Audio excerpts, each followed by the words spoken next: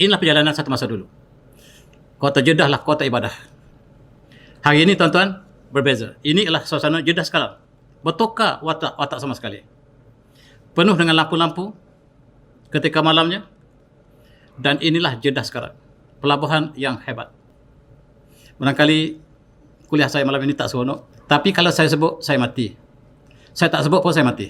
Sallallahu ala Muhammad, sallallahu ala Muhammad, sallallahu ala Muhammad, sallallahu ala.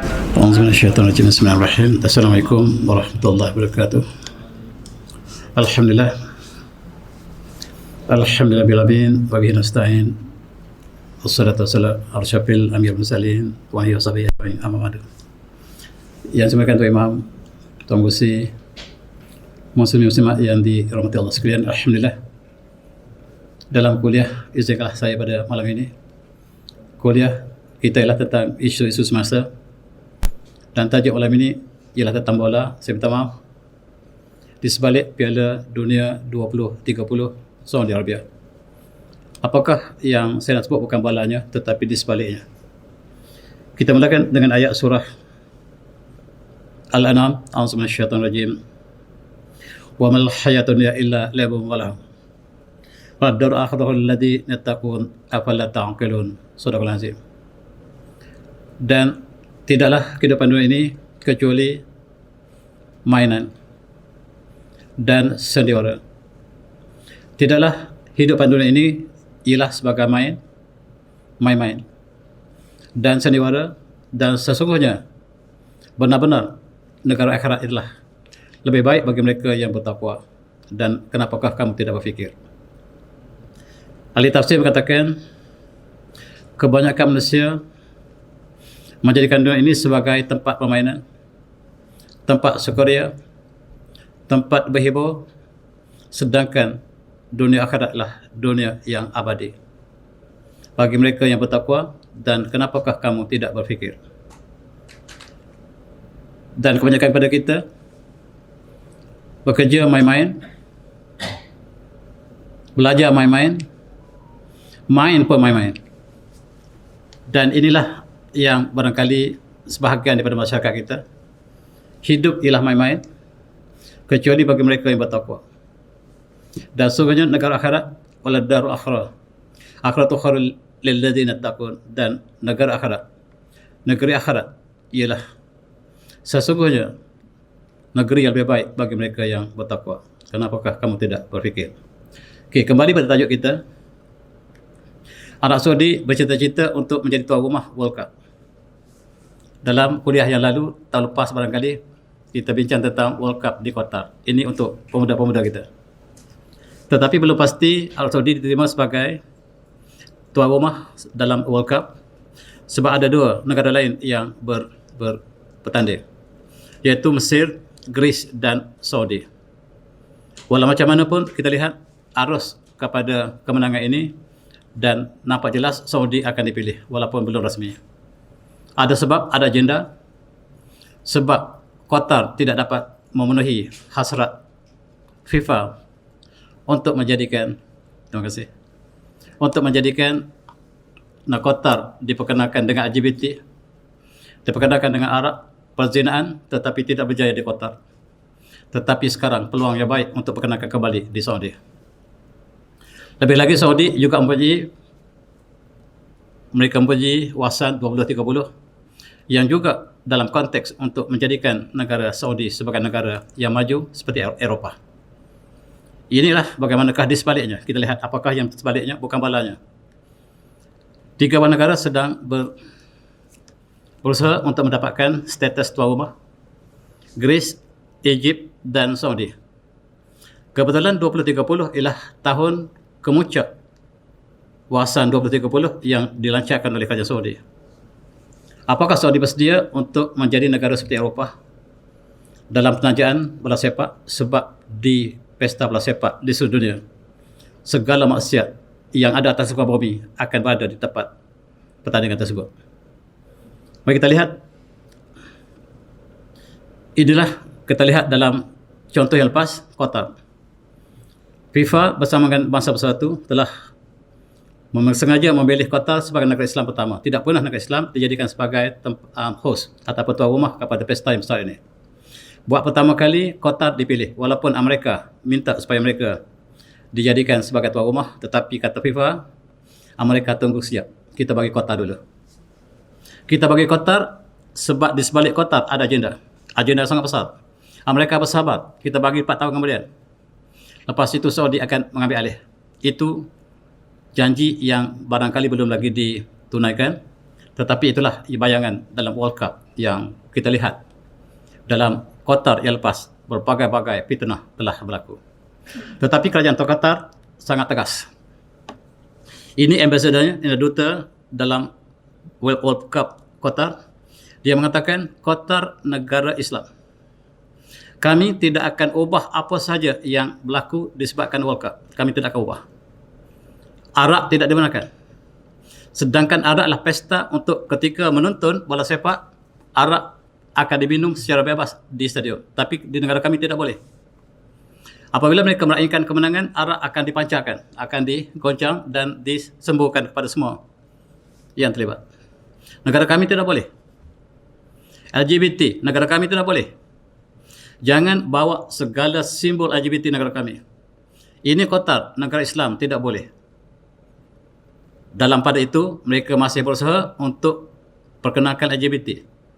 Kalau tidak lakukan LGBT secara terang-terang, dengan simbol. Dengan simbol pakaian pemain-pemain bola sepak ini dipakaikan dengan band LGBT. Kata Qatar tidak boleh. Siapa yang lakukan akan ditangkap. Dan Qatar menang. FIFA kalah. Bangsa bersatu kalah. Dunia kalah. Qatar yang menang. Dalam konteks pegang teguh kepada nilai ataupun value Islam yang menjadi asas kepada negara Qatar. Kami tidak akan menukar sistem kami. Kami tidak akan tukar sistem kami kerana World Cup. Kata ini ambassadornya. Sangat tegas. Oleh sebab itu, negara kami tidak boleh ada alkohol. Arak tidak boleh diminum. Homoseksual yang dilakukan di seluruh Eropah tidak dibenarkan negara kami. Kemudian bergambar dengan keadaan pakaian yang tidak sempurna tidak dibenarkan. Dating tidak boleh negara kami. Dan suara yang kuat ketika masjid mengalunkan azan tidak dibenarkan. Tidak boleh berpakaian yang tidak senonoh. Ini negara Islam, Qatar. Dan perdebatan berlaku hebat. Pertembungan antara pasu dan menang terus berlaku. Akhirnya Qatar menang. Alhamdulillah. Saudi belum pasti menang. Dalam konteks ini kita lihat untuk 2 tahun 20-30 nanti Saudi sudah bersedia dan melobi untuk menjadi tuan rumah.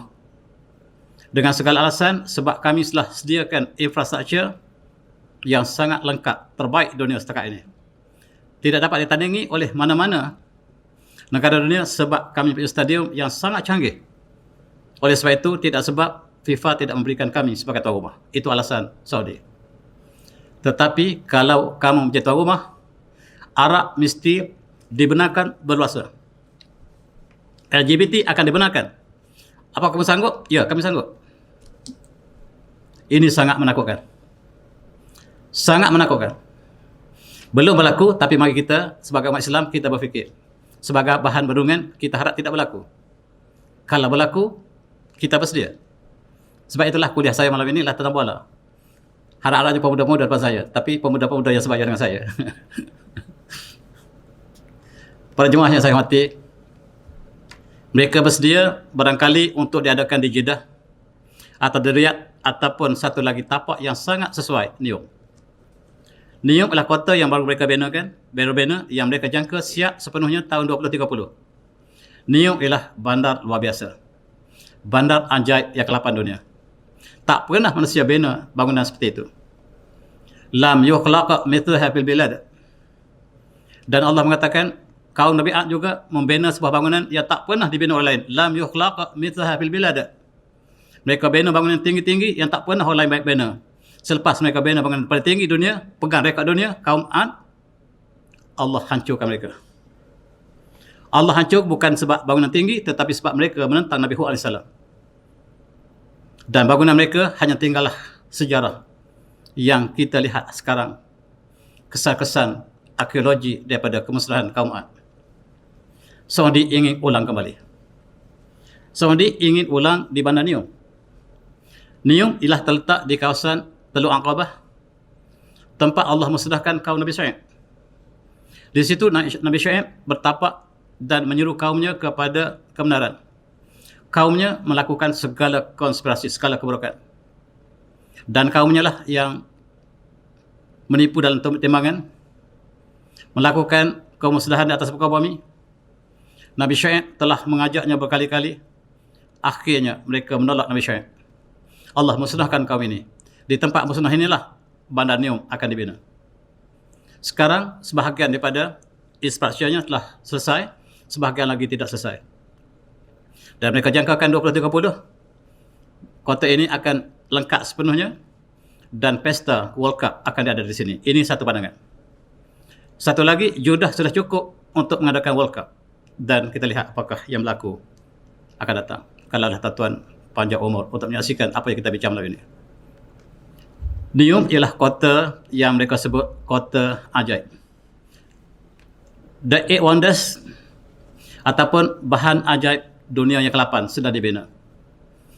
Kota ini sangat besar. Barangkali sebesar Selangor ini, sebuah kota. Sebuah kawasan Selangor ini. Ataupun hampir. Merupakan sebuah kota yang besar. Barangkali separuh Selangor. Itulah yang menjadi kota yang lebih besar daripada New York, lebih besar daripada London, lebih besar daripada Washington, lebih besar daripada gabungan 3 kota itu. Ini akan pecah rekod dan ada 3 komponen utama. Antaranya kota sukan. Kita lihat apakah komponen kota Nium ini. Mula-mula sekali mereka ada The Lines. The Lines ini ialah bangunan daripada kaca sepanjang 170 km. Bayangkan tuan. 170 km dari Kuala Lumpur sampai ke Paguh barangkali. Itu panjang bangunan. Bukan main-main. Bangunan ini daripada kaca sepenuhnya. Kaca terbaik dunia. Itu sebab bakal diisytiharkan sebagai The Eight Wonders. Bahan ajaib yang ke-8 dunia selepas piramid, tembok besar Cina dan lain-lain. Dia menduduki tempat ke-8. Sekarang pun sudah mula dijuluk sebagai The Eight Wonders. Bangunan ini 170 km bersambung dengan kaca. Hidupan dalamnya penuh dengan kemewahan. Seolah-olah bayangan syurga. Apakah mereka berjaya membina atau tidak? Sekarang mereka sudah mulakan pembinaannya. Syarikat-syarikat gergasi dunia dikerah ke sini untuk melakukan pembangunan secepat mungkin. Dan berakhir dengan pertandingan bola sepak yang akan diadakan pada tahun 2030. Itu sebab mereka melobi sebaik saja selesai Nium, perkenankan Nium ke dunia melalui bola sepak. Dan inilah bayangannya. Ini bayangan kota Nium di tepi pantainya. Tetapi bukan di pantai saja bangun ini, dia panjang sampai ke 170 km. Bayangkan, ke dalam gurun Sahara, dalam gurun yang berakhir dengan puncak gunung. Itulah bayangan mereka. Ada 3 komponen, izinkan saya sebut. Tuan-tuan juga sudah membaca berita ini berkali-kali barangkali. Komponen pertama, Oksagon. Komponen kedua bernama Trojana, dan yang paling penting ialah The Lines. The Lines ialah kota yang bersambung. Lebarnya tidak lebar, tapi panjang, 170. Tidak ada lagi bandar di atas muka bumi yang dibina. Semua kaca. Semua berada di dalam cermin tersebut. Seramai 50 juta manusia. Bayangkan. Satu perkara yang tak mungkin, tak dapat kita bayangkan sama sekali. Apakah mereka berjaya membina struktur seperti itu ataupun tidak, berakhir dengan pesta bola sepak. Dan yang pertama ialah bandar yang sangat canggih. Dan ini ialah kota terapung yang mereka sebut Oksagon. Oksagon ialah pelabuhan terbesar dunia. Yang terbina di atas air, terapung. Kapal-kapal dunia akan yang lalu dari Lautan Suez akan singgah di sini. Dan kapal ini masuk celah-celah kota yang terapung. Macam mana betul, saya tak dapat bayangkan. Mereka menjadikan di sini pelabuhan terbesar dunia.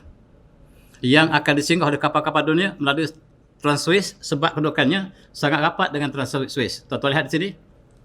Trans Suez lalu ke Laut Merah akan melalui Teluk Aqabah, tempat terletaknya kota yang bakal dibina, dan dijangka menjadi tempat transaction yang terbesar dunia, bisnes. Dan itulah bayangan mereka. Apakah mereka berjaya atau tidak, mari kita renungi. Ini ialah yang saya sebutkan tadi, yang disebut sebagai The Lines, kota daripada kaca, yang panjangnya 170 km ataupun 100 mile batu, yang kota ini berakhir dengan puncak gunung. Gunung ini akan dijadikan tempat pesta sukan terbesar dunia. Kita cuba lihat apakah bayangan yang mereka lakukan. Dan di hujung kota ini ada satu lagi kota yang mereka sebut sebagai Trejona. Trejona adalah kota sukan sepenuhnya. Kota hiburan, sukan dan untuk orang muda. Ini nama Trejona yang telah dibina. Sebahagian besar, sebahagiannya barangkali separuh telah siap.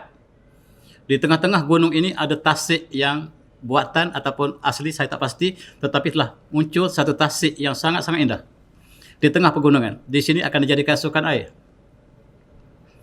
dan akan dibekukan air di sini untuk menjadi salji. Salji ini akan diadakan sukan musim winter, di mana bukan di Eropah, bukan di Jepun, bukan di China, tetapi di Saudi akan diadakan sukan winter, sukan air batu di tengah-tengah padang pasir yang panas. Tuan-tuan, itu sebab dia jadi ajaib. Cita-citanya untuk menjadikan kawasan ini kawasannya penuh dengan salji. Ini bandar yang sudah ada sekarang, ataupun model yang sedang disiapkan. Namanya Trejona, tempat hiburan, sukan, rekreasi, sebut apa saja yang ada atas muka bumi ada di sini. Belum siap sepenuhnya. Di sini barangkali akan dijadikan sebagai stadium bola sepak, barangkali, saya tidak pasti. Sebab mereka menjangkakan apabila selesai 2030, mereka ingin menjadikan kota ini kota sukan, hiburan, rekreasi, kesihatan dan sebagainya. Dan inilah tasik yang sudah ada. Ini tasik benar.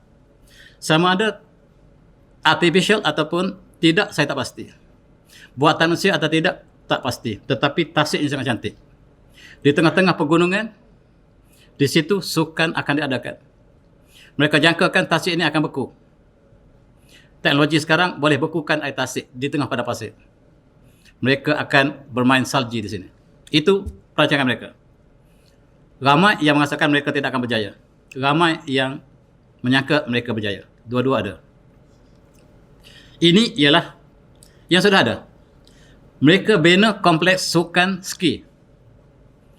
Belum ada salji. Tiba-tiba salji turun penuh tahun lepas. Mereka buat bukan asalnya, mereka buat untuk salji tiruan. Tiba-tiba salji sebenarnya turun, ditabuk penuh di sini, kawasan ini. Allah, so kita berfikir. Mereka merancang untuk adakan sistem ski dengan artificial salji, snow. Tetapi Allah turunkan yang sebenarnya. Tengok ini gambar sebenarnya. Dan boleh main salji, boleh main pelocor. Arab Saudi belum bersedia, tiba-tiba Allah telah berikan salji. Dan Tabuk telah menjadi padang salji yang sangat luas. Ini gambar tahun lepas. Dan tuan-tuan, Saudi sekarang sedang giat untuk menjadi tuan rumah kepada sukan salji yang disebut sebagai sukan winter, Asian Winter Games at Trejona. Pada 2029, setahun sebelum siap sepenuhnya, akan diadakan sukan winter, bukan di Eropah, bukan China, di tengah-tengah padang pasir. Ini sebab ajaib. Dan ini telah confirm. Saudi dipilih untuk menjadi sukan 2029, ini confirm. Tujuannya kalau salji tak turun, salji buatan. Betapa besarnya belanja, tuan-tuan dapat bayangkan, untuk penuhkan salji seluruh padang permainan ini. Kita lihat apakah yang mereka lakukan, ataupun akan berlaku sebagaimana auzubillah, sebagaimana kaum Nabi Hud yang membina infrastruktur bangunan yang paling tinggi dunia. Mereka pegang teknologi terbaik dunia, tetapi mereka menentang Nabi Hud. Allah musnahkan mereka. Mari kita ambil intibar sebelum berlaku. dan Saudi sedang berlatih sukar winter. Mereka sedang berlatih sukar winter. Ini mereka buat saji tiruan. Dan mereka berharap untuk dapat juara peringkat Asia dalam saji. Malaysia pun boleh serta. Silakan. Kembali kepada kota NEOM yang mereka cadangkan tadi. Satu soalan. Boleh tak arak dijual bebas kawasan bebas cukai ini? Bukan bebas cukai, bebas hiburan. Bandar ini akan jadi bandar bebas hiburan. Apakah arak boleh dijual secara terbuka? Itu soalan, bukan jawapan. Dan Saudi tidak menolak kemungkinan akan membenarkan penggunaan minuman keras. Ini saya petik daripada berita Indonesia. Malaysia tak keluar. Malaysia tidak keluar. Ini Kompas keluar. Bandaraya Modern Futuristik NEOM Saudi tidak menolak kemungkinan akan membenarkan penggunaan minum keras, arak maksud saya.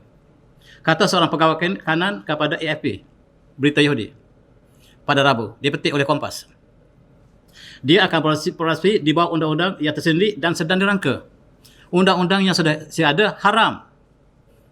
Innamal khamru wal maisiru, akhirnya haram. Rijsun min amri syaitan, jelas. Tetapi undang baru akan dirangka. Sekurang-kurangnya kota yang ajaib ini barangkali ada kelonggaran daripada hukum asal. Sebab kononnya antarabangsa. Penuntut antarabangsa akan berkumpul di sini dan kenapa kita tidak boleh menjualkan arak? Itu soalannya. Dan secara kebetulan di kawasan NEOM di Sinai, di kawasan Sinai di bawah Mesir sudah ada Syam Asyih. Tuan-tuan yang boleh kita sudah pernah pergi sini dapat menyaksikan. Kawan saya yang pernah sampai di sini menyaksikan bahawa di sini bandar maksiat lebih dahsyat daripada Eropah. Syam Asyih duduknya di Sinai, di hujung Sinai, tempat Nabi Musa menyeberangi daripada dikejar oleh Firaun. Firaun ditenggelamkan di sini. Nabi Musa diselamatkan Allah SWT. Di situ telah dibina sebuah bandar hiburan tidak ada contohnya di kawasan Asia, di kawasan Timur Tengah, iaitu Syam Asyih. Kota maksiat. Dan NEOM akan jadi pasangan kedua. Barangkali untuk masa depan akan diadakan jabatan untuk menghubungkan NEOM dengan Syam Asyih. Maka pasangan kota maksiat bakal dibina.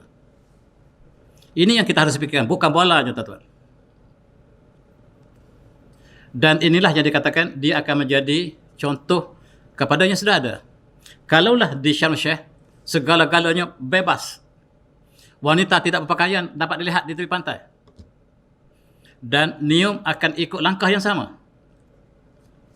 Sebab berita yang kita terima, wines, bikinis, turis ialah sinonim dengan kawasan di Mesir dan akan diadakan di NEOM perkara yang sama. Kita bilang tidak berlaku. Tetapi mari kita berfikir kita umat Islam yang satu, umat yang satu, akidah yang satu. Kita lihat sebahagian daripada bumi Al-Haramain. Di semenanjung ini letaknya Mekah dan Madinah. Perjuangan Rasulullah akan bakal dicemar dengan limpahan arak yang akan dicurah di bumi ini. Tuan-tuan, auzubillahi minasyaitonir rajim. I'lamu annamal hayatu la'ibun wa lahu. Sekali lagi Allah ulang, ketahuilah sesungguhnya kehidupan dunia ini lahabun, la'ibun wa lahun. Main-main, gurau senda, sendiwara, wa zinatun, perhiasan, wa tafakhurun bainakum, dan berbangga-bangga dalam kamu, wa takatsurun fil amwali wal aulad, dan berbanyak-banyak tentang harta dan anak bina. Kama salawaisin, seperti hujan yang turun, ajabal kufar, yang memberikan perasaan gembira kepada orang yang menanam pokok itu. Ajabal kufar nabatuhu, dan pohon yang tumbuh daripada hujan yang lebat tadi memberikan kegembiraan pada penanamnya. Tetapi Allah sebutkan, sumaya hijau fatarah musfarra, kemudian pohonnya hijau, subur, mati, hancur, kering, kuning, semaya kunu hotama, kemudian dia jadi debu, menjadi bertaburan. Itu dunia. Allah kata dunia sangat indah seperti pohon yang hijau. Turun hujan, Pohon ini tumbuh dengan suburnya, tetapi ingat, satu masa dia akan mati. Kemudian daunnya akan menjadi kuning, kemudiannya menjadi khutama, menjadi berkecai. Daunnya berkecai, pohonnya berkecai. Itu dunia. Indah tetapi sementara. Dan manusia berlumba-lumba untuk main-main. Laibun. Main pun main-main. Itu pemain kita tak dapat, bola sepak kita tak boleh tinggi. Main pun main-main. Maafkan saya. Suka pun main-main. Main pun main-main. Dan berbanyak tentang anak pinak, berbangga dengan keluarga yang besar, harta yang banyak, tetapi dia adalah sementara yang bakal hilang. Kembali kepada World Cup. Dan mereka sedang melobi untuk mendapat tempat di sini. Ada cadangan bukan dilakukan di Neom tetapi di Jeddah. Jeddah sangat-sangat hebat. Stadium yang ada di Jeddah barangkali terbaik dunia. Dan FIFA telah melawat dan bersetuju. Kalau inilah stadium yang digunakan untuk tandingan bola sepak, kami setuju. Stadium yang terbaik. Nak tengok gambar stadium yang kita tunjukkan tadi ialah stadium yang telah siap. Namanya ialah Kompleks King Abdullah Sport City. Bangunan ini telah siap, lengkap. Dan tuan yang barangkali melawat ke Jeddah telah melawat kawasan ini. Saya belum. Tetapi yang saya nak sebutkan di sinilah bangunan yang sangat indah. Inilah stadium yang sudah siap, yang bersedia untuk menjadi tuan rumah kepada bola sepak akan datang. Dan inilah bentuknya stadium yang hebat, terbaik dunia. Bukan di barat, tetapi di Saudi. Ini stadium yang dianggap tercanggih hari ini dengan segala kelengkapan moden. Dan ini bentuk gambar daripada atas. Kompleks ini sangat luar biasa dan mempunyai berbagai-bagai, termasuk hotel macam Bukit Jalil kita lah agaknya. Lebih baik daripada Bukit Jalil. Dengan hotelnya, dengan hospitalnya, dengan berbagai-bagai tempat keperluan untuk seluruh sukan lengkap. Ini sudah siap. Dan mereka mengatakan yang ada Jeddah ini sebagai simbol sukan akan datang yang setara dengan apa yang sudah ada di Dubai. Tentunya setelah melawat Dubai, ada satu sistem, ada satu kompleks sukan yang sangat luar biasa. Dan dikatakan di Jeddah menandinginya. Tidak kalah dengan Dubai dan dibuat dengan pembelanjaan katanya 4 bilion. Tuan bayangkan 4 bilion USD untuk buat kompleks ini. Hebat. Dan di situ akan lengkap dengan segala keperluan untuk ahli sukan dan sebagainya. Dan ini ialah Datuk Bandar Jeddah. Datuk Bandar Jeddah ialah Adil Fakih namanya. Dia mengatakan Jeddah akan menjadi satu landmark baru dalam satu budaya sukan yang baru akan diperkenalkan dan akan ada pertandingan antarabangsa yang bakal diadakan. Buat permulaan ini, orang Arab suka gusti. Kita jemput gusti yang terbaik dunia untuk buat persembahan di sini. Ini berita pembukaan pada tahun 2014. Dibuka oleh King Abdullah. Ini akhbar daripada berita Arabi yang menunjukkan bahawa Khadim Al-Haramain Al-Syarafain Malik Al-Malik Abdullah bin Aziz telah meresmikan bangunan kompleks Sultan Abdullah ini. Ini tahun 2014, sudah cantik, apatah lagi sekarang. Dan ini majlis pembukaan Sultan Abdullah bersama dengan Raja Salman sekarang, dan dengan majlis yang penuh gemilang.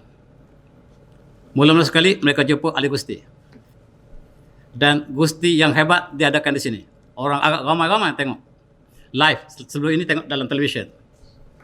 Mereka sangka gusti ini satu pertandingan yang real. Rupa-rupanya mereka bergaduh dalam studio. Tapi mereka datang satu kapal terbang. Mereka datang satu kapal terbang, tuan-tuan. Makan sekali. Depan orang Arab mereka bergaduh. Mereka menumbuk siapa lembek kawannya. Lepas tu mereka makan satu bilik yang sama, hotel yang sama, kena tipu hidup-hidup, termasuk orang Malaysia. Tetapi dipersembahkan di tempat yang sangat berprestij ini sebagai pembukaan kepada kompleks yang sangat ini. Dimulakan dengan gusti. Maka orang Arab tengok mereka bergaduh dengan lukanya, dengan darah banyak keluar. Lepas tu esok baik balik. Kena tipu lah. Itulah permainan yang dilakukan oleh di Arab. Tengok, orang Arab gembira tengok bergaduh. Datang satu kapal terbang, balik satu kapal, satu hotel, makan satu bilik, dan mereka bergaduh dalam stage, atas stage. Tuan-tuan apa kena tipu juga kayaknya? Bukan. Orang Arab sangat teruja melihat live. Wrestling selalunya tengok dalam televisyen, sekarang live. Dan ini adalah Jeddah. Saya nak bandingkan Jeddah sekarang dengan Jeddah dulu. Jeddah dulu ialah tempat jemaah haji sampai. Tempat kota ibadah. Tetapi sekarang kota gusti. Kota hiburan. Dan itulah untuk kita renungi sedalam-dalamnya. Tuan-tuan yang saya hormati, ini Masjid Terapung. Kalau tuan-tuan singgah di sini, jangan heran kalau lihat di tepinya orang mandi dengan bikini. Jangan heran. Itu maksud saya. Maksud saya, tengoklah Masjid Terapung yang kita singgah sebelum kita balik. Dan kalau ada orang berbikini, jangan kita heran sekarang. Sebab dasar Saudi telah berbeza sama sekali. Jeddah bukan kota kedatangan jemaah haji sebagai dulu. Kita kenang kembali Jeddah satu masa dulu. Ini kapal layar kita sampai ke Jeddah menyambut kedatangan haji.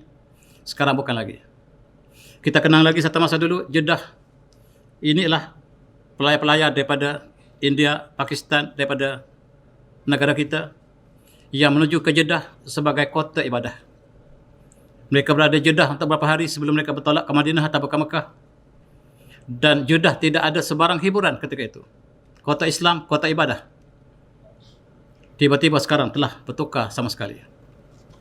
Ini suasana akhir-akhirnya apabila kapal haji ditukar dengan kapal lebih moden dan menggunakan kapal terbang, maka inilah di antara gambar jemaah haji yang menaiki kapal yang turun di Jeddah. Dan inilah kapal diperkenalkan. Kapal haji Serembung Biru ini datang ke Pulau Pinang dan bawa jemaah haji kita pada awal tahun 60-an dulu. Cukup syahdu. Berakhir di Jeddah, turunlah orang haji dan mereka menunaikan haji setahun kemudian, 6 bulan kemudian mereka balik kembali, alhamdulillah. Ini gambar yang terakhir kapal yang menuju ke Jeddah membawa orang haji. Tetapi Jeddah itu Jeddah lama, bukan Jeddah sekarang. Jeddah sekarang tidak seperti ini lagi. Selepas kapal haji sampai di Jeddah, maka kafilah akan membawa barangan orang jemaah haji ini dibawa ke Mekah atau ke Madinah. Inilah perjalanan satu masa dulu. Kota Jeddah lah kota ibadah. Hari ini tuan-tuan berbeza. Ini adalah suasana Jeddah sekarang. Bukan Jeddah satu masa dulu. Bertukar watak sama sekali. Penuh dengan lampu-lampu ketika malamnya. Dan inilah Jeddah sekarang. Pelabuhan yang hebat. Dan tidak lengkap kalau tidak ada maksiat. Kota yang hebat tidak lengkap kalau tidak ada hiburan. Itu yang saya maksudkan. Dan di Jeddah telah dibina apa yang disebut sebagai tempat hiburan yang terkini yang baru dibuka 2 bulan lepas. 2 bulan mil lepas. Baru 2-3 bulan lepas dibuka satu lagi tempat hiburan yang terkini. Dan menjadi tempat tumpuan orang Arab, namanya ini dia, City Walk. Yang baru saja dibina. Dan dia menjanjikan aktiviti yang tak pernah disaksikan oleh orang Arab di bumi Rasulullah. Dan sekarang kita lihat di situ disediakan dengan wayang gambar, dengan Disneyland, dengan hiburan, dan hari kebangsaan mereka nanti dijangkakan tempat pesta bunga api yang terbesar barangkali akan diadakan. Ini Jeddah sekarang, bukan Jeddah lama. Tuan-tuan, mereka ada movie land di sini untuk persembahkan wayang-wayang gambar yang terbaik dunia dalam berbagai bahasa. Dan Jeddah bukan lagi Jeddah lama. Dan di sini keluarga masuk keluar untuk melihat hiburan dengan kanak-kanak, anak-anak yang bakal membesar dengan hiburan. Dan ini pemenangan, mereka ada pesta macam Malaysia juga. Mereka ada fanfare, mereka ada segala hiburan untuk anak-anak supaya anak kenal hiburan. Anak-anak biarlah besar dengan hiburan. Dan boleh kita lihat DJ terbaik dunia akan dihantar di sini daripada negara Arab dan bukan negara Arab untuk menambahkan seri hiburan yang berada di kawasan ini. Baru buka 2 bulan, 3 bulan. Barangkali orang Malaysia pun belum sampai lagi sini. Sebab kita sibuk dengan haji ketika itu. Mereka buka ketika kita sedang sibuk di Padang Arafah. Nak kata apa lagi tuan-tuan? Nak kata apa lagi? Ketika jemaah haji sampai untuk menuju ke Mekah daripada Jeddah, mereka ada pesta seperti ini. Kita nak kata macam mana lagi? Inilah bukan bola saya nak cerita. Di sebalik bola. Ini katanya pelakon LGBT, saya tak tahu benar ke tidak. Martin Garrix namanya. Dialu-alukan dengan spanduk yang besar. Jeddah SA. Ini adalah badan resmi penyelidikan Arab Saudi menyatakan pelakon yang baik akan datang, penyanyi yang baik akan datang ke Jeddah. Katanya dia pengamal LGBT. Dan Backstreet Boys, jelas LGBT. Mengadakan pesta di Jeddah, kemudian dibawa ke Malaysia. Lepas Jeddah, bawa Kuala Lumpur. Lepas Kuala Lumpur, bawa ke Jeddah. Sangat rapat Kuala Lumpur dengan Jeddah. Backstreet Boys yang membawa simbol LGBT. Kemudian kita ada 1975 ya. Nak kata apa lagi tuan-tuan? Kalau saya tak sebut di sini, nak sebut di mana lagi? Mereka mengadakan pertunjukan LGBT jelas negara kita. Di Saudi mereka akan pergi dan Backstreet Boys telah mengadakan pesta di Jeddah. Dan Backstreet Boys kembali semula pada tahun ini. Lepas mereka adakan persembah pada tahun lepas, mereka datang lagi. Sebab tertangguh dengan COVID. COVID tidak menyenangkan mereka sebab mereka tidak boleh berhibur. Mereka bawa kembali pada bulan Mei lepas. Ketika jemaah haji berada di Mekah, mereka bawa Backstreet Boys. Siapa yang kita nak sebut lagi? Dalam konteks ini, mereka mengalu-alukan kedatangan Backstreet Boys tadi. Kita tak tahu sejarah mereka, bagaimanakah mereka muncul di pentas Eropah dengan tema lagu-lagu mereka yang memuja, maksiat dan sebagainya.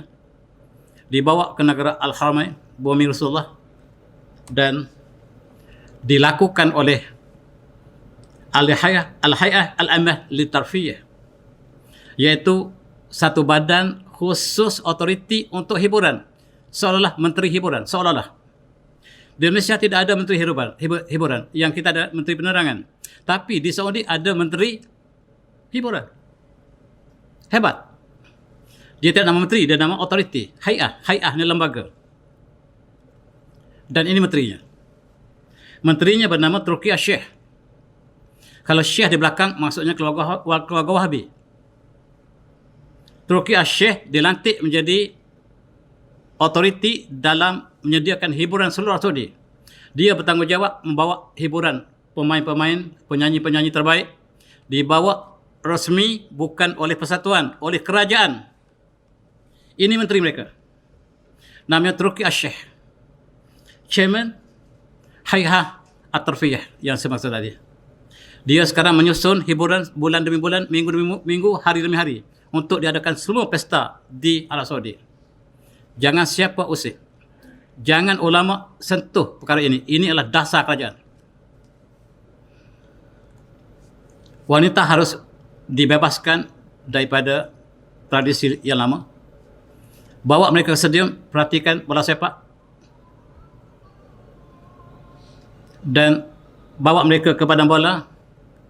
Ajar anak-anak bermain muzik. Kita menjadikan Saudi sebagai negara yang maju seperti Eropah. Ataupun lebih maju. Kita ajar anak kita supaya bermain muzik. Dan mereka mengadakan Mahrajan Al-Madah ila Riyadh. Mereka ada festival Riyadh Home Coming. Welcome Home. Ini ialah pesta yang mereka adakan 2 tahun lepas di Riyadh. Mereka adakan pesta menyambut hari kebangsaan mereka. Mereka adakan pesta-pesta untuk menyambutkan, merasakan cinta mereka pada negara. Mereka adakan hari kebangsaan mereka. Tetapi mereka mengharamkan sambutan Maulud.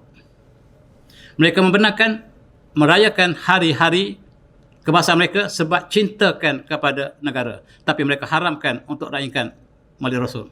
Dengan kuliah, dengan sirahnya mereka haramkan. Barangkali mereka tidak haramkan dengan ceramahnya, tetapi dengan upacara itu sendiri, dengan majlis itu sendiri. Tuan saya mati, mereka bawa penyanyi terbaik dunia. Saya baru kenal, ini pemain antara terbaik, namanya Lionel Richie. Mereka bawa ke Saudi. Ini bayarannya sangat mahal, tuan-tuan. Penyanyi-penyanyi terbaik dunia dibawa ke Jeddah untuk persembahkan kepada umat Islam di sana.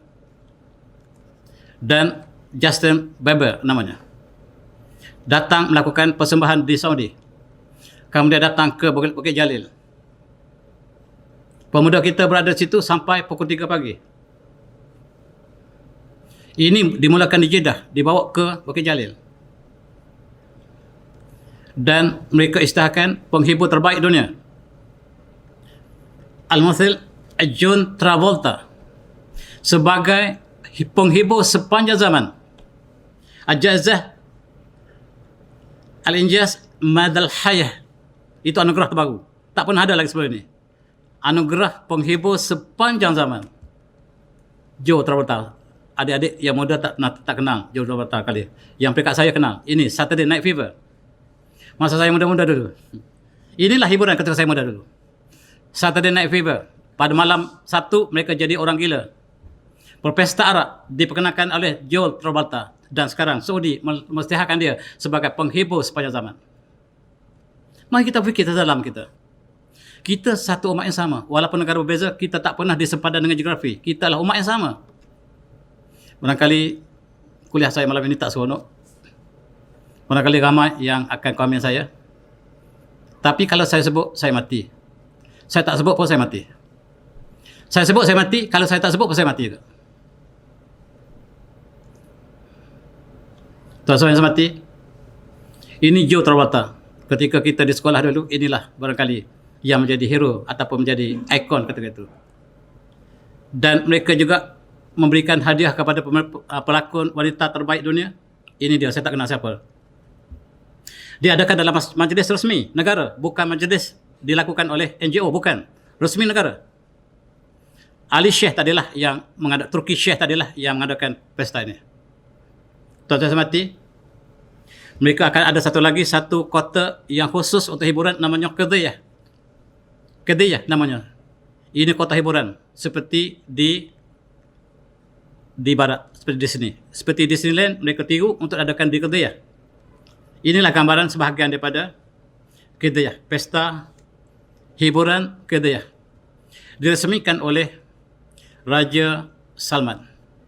Raja Salman yang meresmikan hiburan ini. Ini hari dia meresmikan pusat hiburan Qadiyah di kota Riyadh. Satu kawasan yang sangat luas, tuan-tuan. Tengok ini petanya. Dia tidak jauh daripada Riyadh dan jaraknya sekira 70 km. Dan dia adalah dua kota bersambung. Kota hiburan. Dan tuan-tuan, apakah maksudnya ketika umat Islam menuju ke Mekah untuk haji, mereka adakan satu lagi hiburan untuk umat mereka sendiri. Dan sekarang mereka baru saja membina satu lagi Kaabah. Kaabah baru.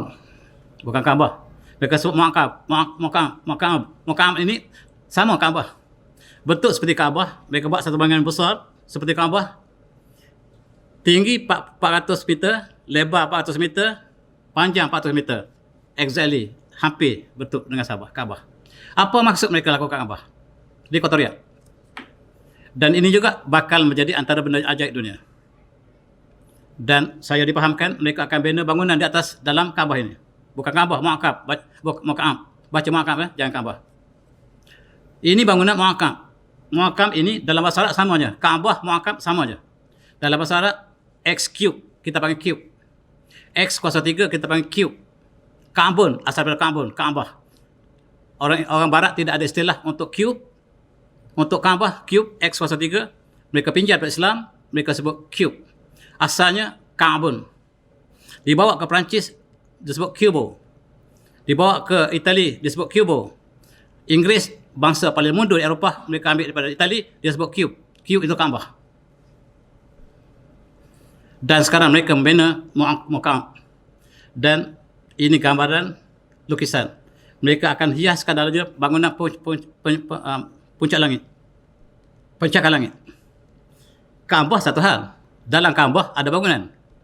Nak bayar macam mana? Mereka akan lakukan perkara-perkara yang tak pada orang lain laku. Allati lam yukhlaq mithluha fil bilad. Dan tuan-tuan yang saya hormati, kita kembali kepada Al-Ula. Al-Ula ya, ataupun kita sebut juga Madain Saleh, tempat Allah musnahkan kaum Nabi Soleh. Nabi Soleh membina bangunan yang sangat tinggi. Mereka tebuk gunung dengan pahat dan mereka buat rumah di dalam gua. Namanya Madain Saleh, yang kaum ini Allah musnahkan. Rumah mereka Allah tak musnahkan. Untuk kita ambil iktibar. Inilah rumah kaum Saleh, kaum Nabi Soleh yang Allah musnahkan totally, habis. Sebab mereka menentang Nabi Soleh. Mereka cabar Nabi Soleh supaya bawa mukjizat unta dan unta keluar daripada celah batu. Mereka bunuh unta tersebut dan Allah balas mereka dengan kehancuran. Mereka hancur tetapi rumah mereka tidak hancur. Allah tinggalkan untuk kita ambil kenangan. Sekarang mereka berhibur di sini. Mereka lengkapkan maksiat mereka dengan berhibur tempat yang Allah musnahkan. Lengkap. Rasulullah dalam satu hadis melarang supaya kita tidak ke kawasan itu kecuali dengan menangis. Tempat yang Allah musnah kita masuk dengan cepat dan menangis. Tetapi mereka berpesta di sini. Dan mereka adakan pesta ini pada 22 September di Al-Ula. Al-Ula ini bandar di tepi Madain Saleh. Dan pesta, tuan-tuan. Rakyat Saudi yang tak pernah berpesta telah berpesta di Al-Ula. Ribuan dia keluar. Bercampur aduk laki wanita yang dijaga selama ini sejak zaman Rasulullah. Dan berpesta di atas padang, dalam rumah bangunan-bangunan, mereka berpesta, menari. Tak sanggup kita tengok gambar di kota, di Al-Haramain, di bumi Al-Haramain. Ini gambar yang mereka berpesta menyambut hari kebangsaan Saudi. Dan malu kita nak tunjuk gambar ini. Saudi mula mengajar wanitanya tarian tiang. Saya tak tahu apa dia, tuan-tuan. Tiang. Ini tarian yang tak layak untuk sebut kita pun. Sekarang mereka sudah ada tarian tiang yang hanya ada pada negara-negara yang jahiliah. Sekarang berada Jeddah. Dan perceraian yang sangat luas berlaku di Saudi. Bila suami telah masuk ke kelab malam, balik bercerai. Ataupun isteri yang keluar dari rumah, balik bercerai. Dan kes perceraian Saudi sangat meningkat sekarang. Tuan-tuan yang semati, arak telah diperkenalkan di Saudi. Hotel pertama menjadi rekod di Saudi sejak zaman Rasulullah, tidak ada arak dijual terbuka. Kecuali disembunyikan. Tetapi kali pertama, mereka telah menyediakan arak secara resmi. Iaitu di sebuah hotel bernama Hotel Khaybar. Dan dia punya motto ialah Cheese, Wine and Friends. Cheese, Wine and Friends. Ini hotel pertama yang menjual arak terbuka. Arak haram. Memang jual pun haram, tetapi dibiarkan. Dan ini akhbar Arab mengatakan namanya Sofitel. Sofitel Al-Khaybar. Pondok Sofitel Al-Khaybar yang menyediakan cheese, khamar, wal asdiqa, iaitu cheese, wine and friends. Dalam bahasa Inggeris. Dia tulis dalam bahasa Arab. Al-khamar, asdiqa, ialah apa yang mereka sedang promosikan sekarang. Kembali pada bola sepak. World Cup 2030 apakah benar-benar akan dijelmakan di Saudi dan apakah persediaan kita? Dan menteri ini ditanya, apakah boleh kita jual arak? Dia kata tak boleh. Kalau kita hubungkan dengan arak dengan keganasan, ini adalah Islamophobia. Tetapi jawapan kedua, kita akan pertimbangkan. Saudi dikabarkan akan mengizinkan mengikut keperluan. Bikini dan alkohol mesti datang secara package. Bila badan Neom siap, pantainya cantik dan pasirnya mengeluarkan cahaya waktu malam, mesti ada alkohol, mesti ada bikini. Dan ini sangat menakutkan. Dan Banda Sindhlah yang mereka sebut itu bakal menjelma menjadi seperti kota Eropah. LGBT. Bila ada pesta bola sepak, LGBT akan berpesta. Apakah boleh LGBT masuk ke Saudi? Ya. Rakyat Saudi tidak boleh LGBT, tetapi kita tak boleh halang LGBT masuk. Peminat ataupun penonton bola sepak boleh datang. LGBT boleh, tapi kami tidak benarkan LGBT untuk rakyat kami, tapi untuk orang lain boleh. Ini berita yang saya terima dari berbagai sumber. Semak kembali ketepatan dan saya semak dengan banyak sehingga saya keluar apa yang disebut di sini. Tuan-tuan, LGBT diharamkan oleh seluruh agama.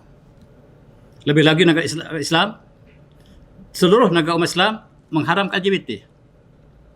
Tidak ada negara Islam yang menghalalkan. Kalau di Brunei, siapa yang terlibat dengan LGBT, hukumnya rejam. Siapa yang terlibat dengan LGBT, hukumnya mati di Brunei. Malaysia, kita silent. Di Singapura, dibenarkan. Singapura 2 tahun lepas membenarkan homoseksual laki dengan laki. Dibenarkan secara resmi.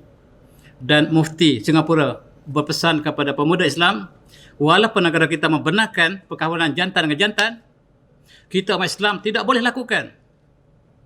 Itu tuan-tuan yang dapat lakukan oleh seorang mufti. Apabila kita sudah tidak ada kuasa, maka kita dah hanyalah dapat merayu. Wahai pemuda penduduk Singapura, agama kita tidak membenarkan LGBT. Walaupun negara kita membenarkan.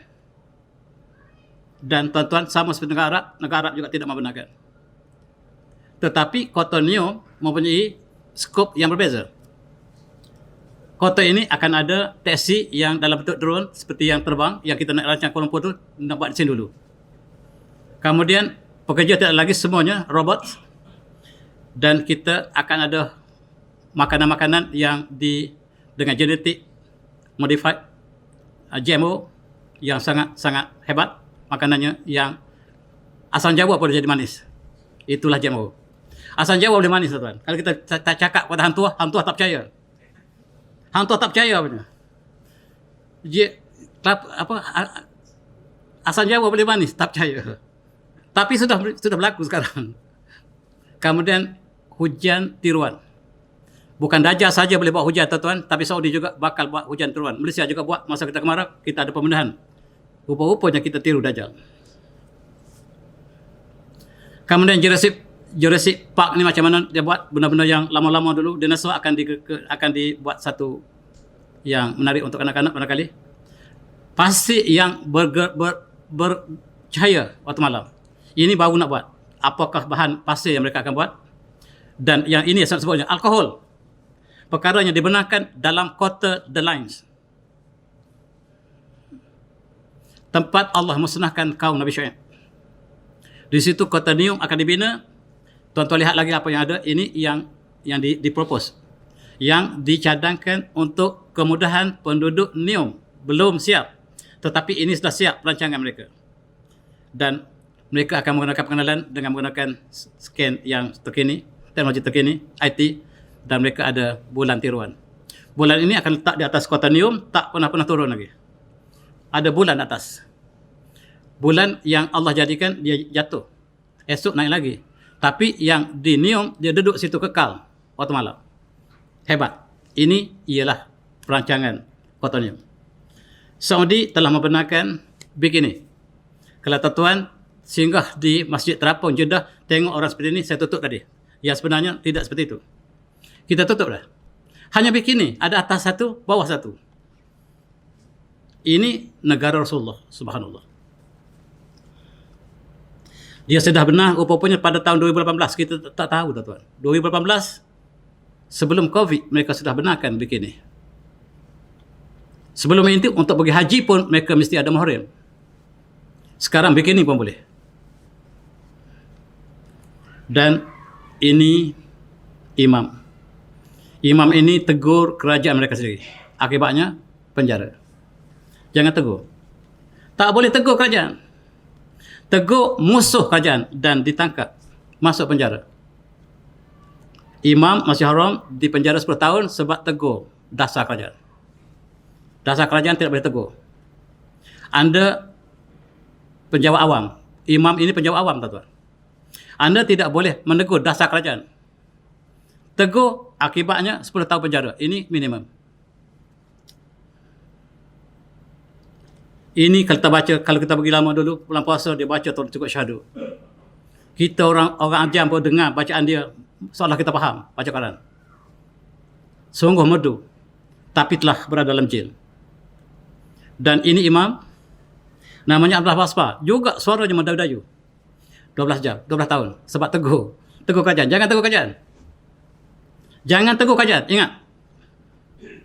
Kuliah malam ini nak beritahu tuan-tuan, jangan tegur kerajaan. Ini akibatnya. Cakap pun mati, tak cakap pun mati juga.